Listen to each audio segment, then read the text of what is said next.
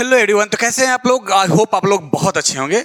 आज का टॉपिक है वैसे लोगों के लिए जो लोग कहते हैं फिजिक्स केमिस्ट्री मैथ पढ़ने से कुछ नहीं होगा, डायरेक्ट एआई का नॉलेज ले लो, डायरेक्ट चैट जीपीटी का स्किल सीख लो और पैसा बनाओ। वैसे लोगों के लिए वीडियो काफ़ी खास होने वाला है। एआई बनाने वाला, चैट जीपीटी बनाने वाला, जो जिसने भी बनाया उसके पीछे का साइंस क्या है, उसी चीज़ को समझेंगे। और यही चीज़ समझेंगे कि फिजिक्स का यूज क्या है, केमिस्ट्री का यूज क्या है, मैथ का यूज क्या है।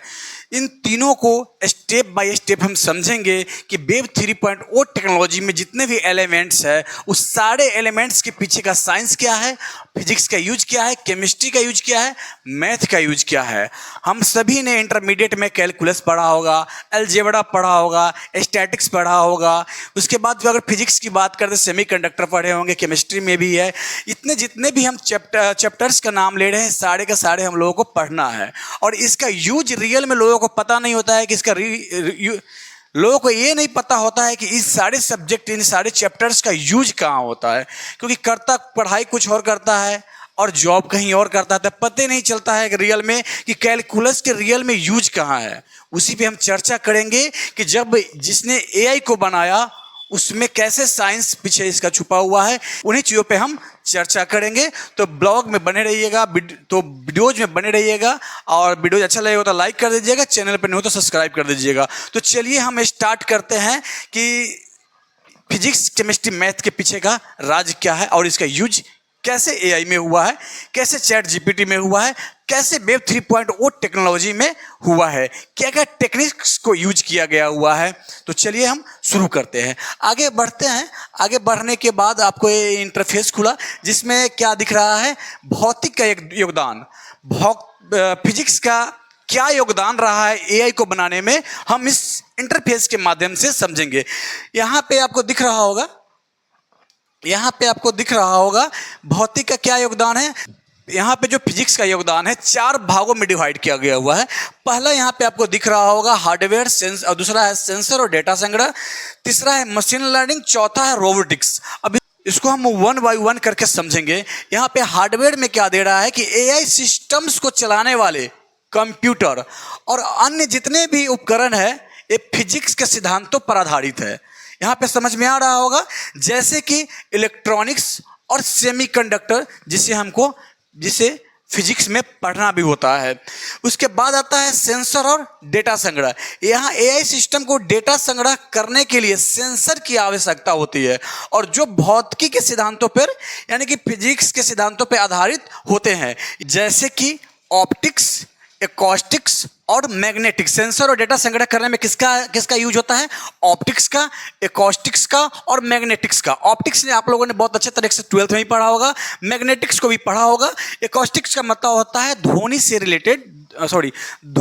रिलेटेड आवाज़ से संबंधित चीज़ों को हम एकॉस्टिक्स कहते हैं, जहाँ पे ध्वनि को प्रसारित करने के लिए या ध्वनि को उत्पन्न करने के लिए या ध्वनि को, आवाज़ को सुनने के लिए किया जाता है एआई में इसका यूज। उसके बाद नंबर आता है, चौथे नंबर में क्या आता है? रोबोटिक्स, यानी कि एआई से संचालित रोबोट भौतिकी के सिद्धांतों पे यानी कि फिजिक्स का उपयोग करके अपने पर्यावरण को समझते हैं और उसे नेविगेट करते हैं। फिजिक्स और एआई का क्या संबंध है इसके बारे में समझेंगे। यहाँ पे भौतिकी यानी कि फिजिक्स आधारित जो मॉडलिंग होता है, एआई सिस्टम भौतिकी के सिद्धांतों का उपयोग करके जटिल प्रणालियों का मॉडल बना सकते हैं और उनकी भविष्यवाणी कर सकते हैं। भविष्यवाणी मतलब जो हम एस्ट्रोटॉक पे जाते हैं, वहाँ पे अगर चैट बॉक्स में बात करते हैं तो वहाँ पे कोई आपको एस्ट्रोलॉजर नहीं होता है, ह्यूमन एस्ट्रोलॉजर उससे ऑपरेट कर रहा होता है और आपसे जो चैट बोट में जो बात हो रही होती है वो एआई करता है। इसलिए यहाँ पे आपको एस्ट्रोलॉजर, जो एस्ट्रोटॉक पे हम लोग बात करते हैं, इससे बहुत सारे एप्लीकेशंस बना हुआ है जहाँ पे मैक्सिमम जगह पे एआई काम कर रहा है और बाकी जगह पे ह्यूमन भी है। लेकिन चलिए अब हम केमिस्ट्री का यूज देखते हैं, केमिस्ट्री का योगदान देखते हैं कि एआई को बनाने में या वेब 3.0 टेक्नोलॉजी को, टेक्निक्स को बनाने में केमिस्ट्री का क्या योगदान रहा है। तो चलिए हम आगे बढ़ते हैं और इसे हम देखते हैं। तो केमिस्ट्री का योगदान जो है यहाँ पे 4 भागों में इसे भी डिवाइड किया गया हुआ है। पहला है मटेरियल साइंस, दूसरा है नैनो टेक्नोलॉजी, तीसरा है बायोसेंसर और चौथा है एनर्जी स्टोरेज। अब हम एक एक करके समझते हैं कि मटेरियल साइंस क्या है, उसमें एआई को बनाने में कैसे यूज किया गया हुआ है। तो एआई सिस्टम्स में उपयोग होने वाले मटेरियल जैसे कि सेमीकंडक्टर, बैटरी, केमिस्ट्री के सिद्धांतों पर आधारित है। यानी कि एआई को बनाने में केमिस्ट्री के सिद्धांतों को भी यूज किया गया हुआ है। उसके बाद आता है nano technology. Chemistry nano technology में महत्वपूर्ण भूमिका निभाती है। जैसे एआई सिस्टम में उपयोग होने वाले जो छोटे उपकरण और सेंसरों के विकास में मदद करती है। अब यहाँ पे जो छोटे छोटे चीज़ होते हैं एआई को पकड़ने के लिए यहाँ पे नैनो टेक्नोलॉजी को यूज किया गया है, ताकि एआई छोटे छोटे नैनो टेक्नोलॉजी के भी छोटे छोटे चीज़ों को भी ऑपरेट कर सके, समझ सके। तो चलिए हम आगे बढ़ते हैं। यहाँ पे आता है बायोसेंसर। अब केमिस्ट्री बायोसेंसरों के विकास में मदद करती है, जो एआई सिस्टम्स में उपयोग होने वाले सेंसरों के लिए बहुत महत्वपूर्ण है। बायोसेंसर क्या होता है? जैसे एआई में जो यूज किया गया हुआ है, तो यहाँ पे प्रोटीन को ले ले। अब अगर बायोसेंसर के माध्यम से अगर हम प्रोटीन के सांद्रता को मापने के लिए बायोसेंसर का यूज किया जाता है। वैसे ही डीएनए के सांद्रता को मापने के लिए बायोसेंसर का उपयोग किया जाता है। यानी कि और भी अन्य कंपाउंड है जिसका यूज करने के लिए, जिसको मापने के लिए किसका यूज किया जाता है? बायोसेंसर का यूज किया जाता है। उसके बाद आता है एनर्जी स्टोरेज। जैसे केमिस्ट्री एनर्जी स्टोरेज, बैटरी और अन्य ऊर्जा भंडारण उपकरणों के विकास में मदद करती है, जो एआई सिस्टम को क्या देती है? पावर देती है। इसलिए यहाँ पे एनर्जी स्टोरेज की भी जरूरत है एआई में। तो चलिए थोड़ा हम आगे बढ़ते हैं। केमिस्ट्री और एआई में क्या संबंध है, उन चीज़ों पे थोड़ा हम चर्चा कर लेते हैं।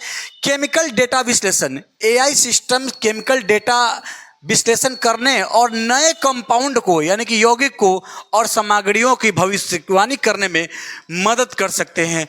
उसके बाद आता है दूसरा मटेरियल डिजाइन। एआई सिस्टम के केमिस्ट्री के सिद्धांतों का उपयोग करके क्या करता है? नए मटेरियल का डिजाइन करने में मदद करता है, जो कि इस तरह का होता है। जैसे यहाँ पे आपको दिख रहा होगा, यहाँ पे हम देखते हैं इसको।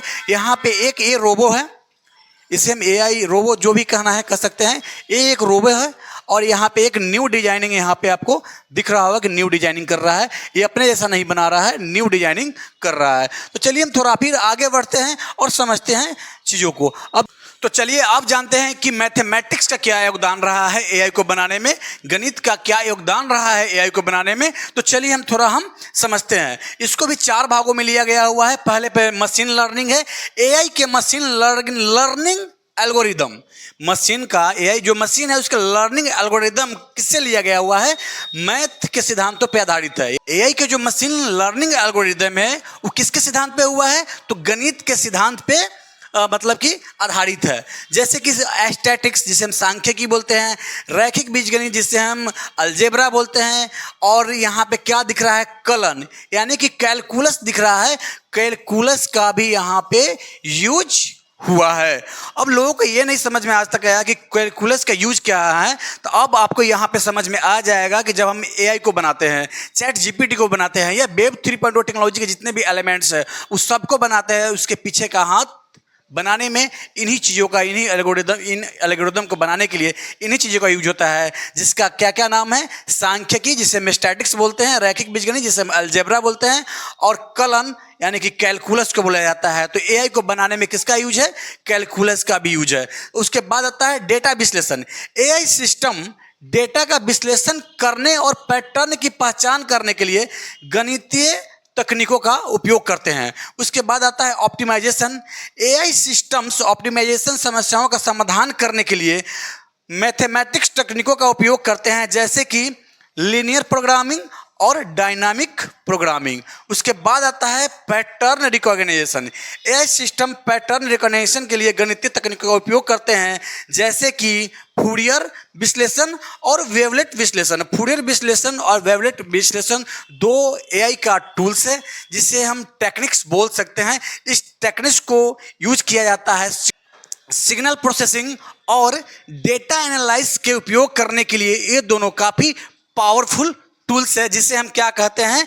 फूरियर विश्लेषण और वेवलेट विश्लेषण। तो चलिए थोड़ा हम आगे बढ़ते हैं। गणित और एआई का क्या संबंध रहा है एआई को बनाने में। तो चलिए, गणितीय मॉडलिंग क्या है। यहाँ पे एआई सिस्टम गणितीय मॉडलिंग का उपयोग करके जटिल प्रणालियों को मॉडल बनाते हैं, जटिल प्रणालियों का मॉडल बनाते हैं और उनकी क्या करते हैं, भविष्यवाणी करते हैं। उसके बाद दूसरा है एल्गोरिदम विकास। एआई सिस्टम के एल्गोरिदम गणितीय सिद्धांतों पर आधारित होते हैं और उनका विकास गणितीय तकनीकों का उपयोग करके किया जाता है। तो अब आपको समझ में आ गया हुआ है कि फिजिक्स पढ़ना कितना जरूरी है, केमिस्ट्री पढ़ना कितना जरूरी है, मैथ पढ़ना कितना जरूरी है। अगर सही डायरेक्शन में हम पढ़ाई करके जिस फील्ड का पढ़ाई करें उस फील्ड में जॉब करेंगे तो पता चलेगा फिजिक्स का यूज कहाँ है, मैथ का यूज कहाँ है, केमिस्ट्री का यूज कहाँ है। तो यही एआई को बनाने में इन सारी चीज़ों का यूज होता है। तो अब आप लोगों को समझ में आ गया होगा कि कहाँ हम फिजिक्स केमिस्ट्री मैथ को पढ़ करके कहाँ हम इसी यूज में लगा सकते हैं। और एक बार बता देते हैं कि ब्रह्मांड को जानना है तो फिजिक्स पढ़ना पड़ेगा, ब्रह्मांड के कैलकुलेशन को जानना है तो मैथ पढ़ना पड़ेगा, और ब्रह्मांड के अंदर जितने भी एलिमेंट्स और कंपाउंड्स है उसको जानने के लिए केमिस्ट्री पढ़ना होगा। इसलिए आप कभी भी फिजिक्स केमिस्ट्री मैथ को अवॉइड नहीं कर सकते हैं। आई होप ये वीडियो अच्छा लगा होगा। अच्छा लगे तो लाइक कर दीजिएगा, चैनल पर नहीं हो तो सब्सक्राइब कर दीजिएगा। मिलते हैं फिर नेक्स्ट वीडियो में। Thank you so much for watching.